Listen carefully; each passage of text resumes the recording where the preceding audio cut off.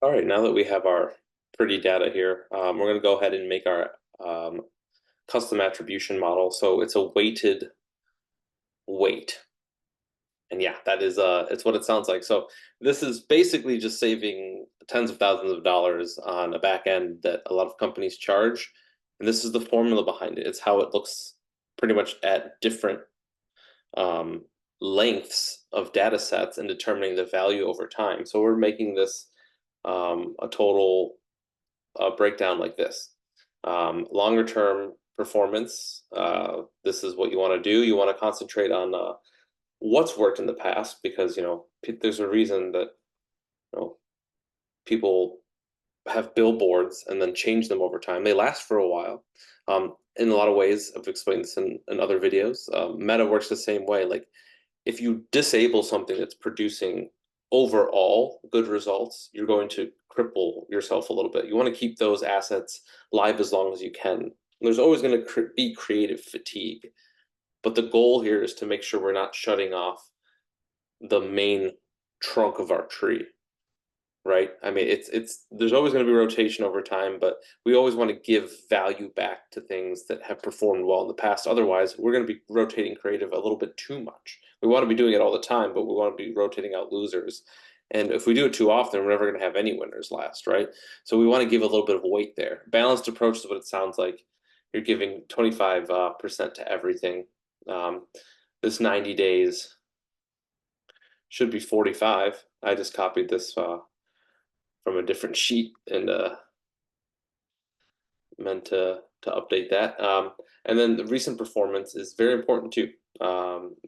Obviously what's worked recently is very important, especially when you're an e-commerce brand. But we want to give some weight to all of this. So this is why we have long term. This is what it's short for. I just have it shorthand in this column just because otherwise columns would be too long. I wanted to be in one view. Balanced is B, and then recent is rec there. So e-commerce, we're giving 50% of our balance to recent, so a weighted performance, but still bringing in 10% of 45 days, 30% in balanced, so equal weights there.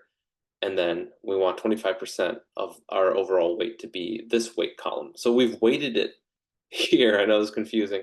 And then we're going to ultimately weigh the weight. And I know that sounds silly to say, but we're doing that. We're weighting the weight. So here's what this looks like. This will be included in your document, so we don't have to talk over it too much, but it's essentially what you just saw. It's the weight for the long-term model. It's providing a little bit of a breakdown for each. And if the instance we shut this off, it doesn't have longer than 45 days, then by default, it will just take that last value. So if we pull this over to ROAS, we'll see same thing happen here. It's just pulling a weight for all of this. We'll do the same thing here.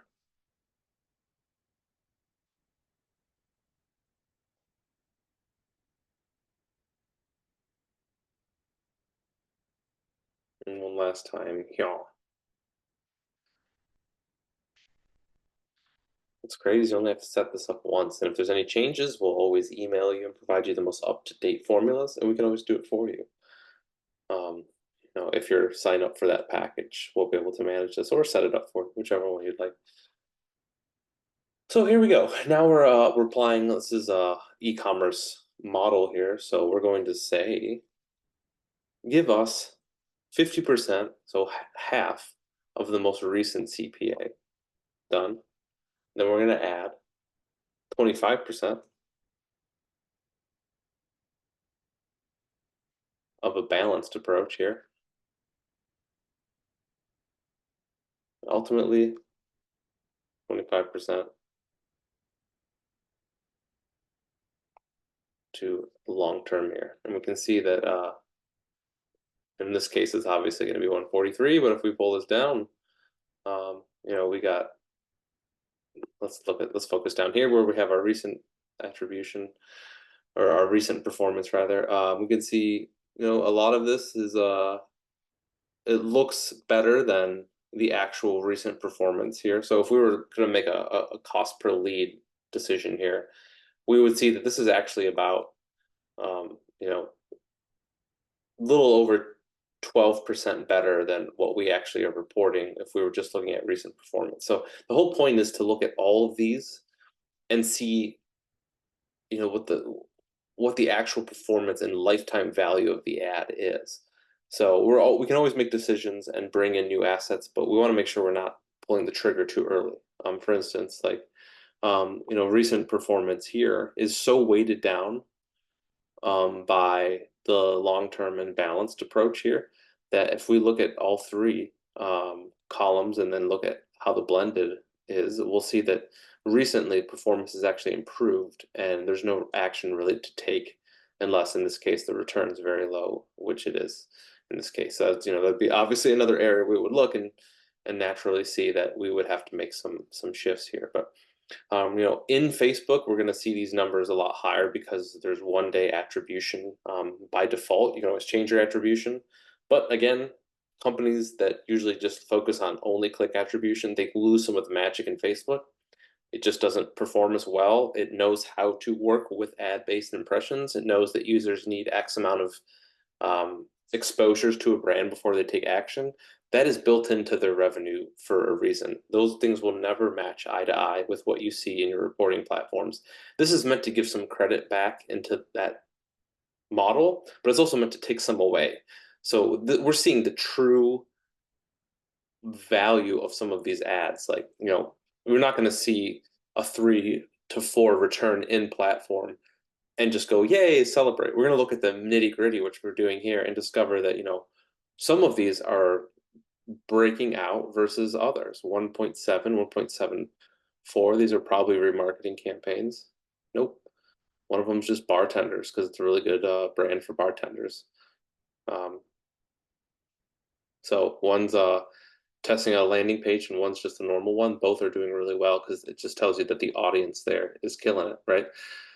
So those are Quantcast audience segments that we found that just work well and we know our audience. But here'd be a case where in platform this is high and in this Convertilize blended rolling benchmark, it is just as high and it's got low CPA. So that's just that's something we're always going to consider. And then we're going to win. So we're making appropriate calls at the right time.